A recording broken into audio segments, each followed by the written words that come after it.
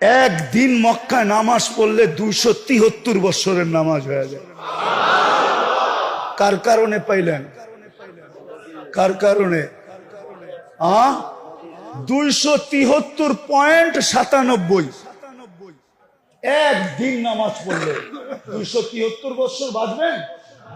কেউ বাঁচছে এই উম্মতে? একদিনের নামাজ 5 ওয়াক্ত পড়লে খালি 273 বছর পয়েন্ট 273.97।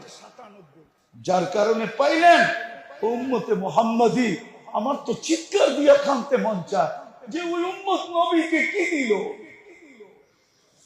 বেশি তো বললো না, দাড়ি রাখতে বললো, কয়জন রাখলো? চুল আল্লাহর আদর্শ মতো কাটতে বললো, কয়জন কাটে? মা বোনদেরকে তো পর্দা করতে বললো, কয়জন?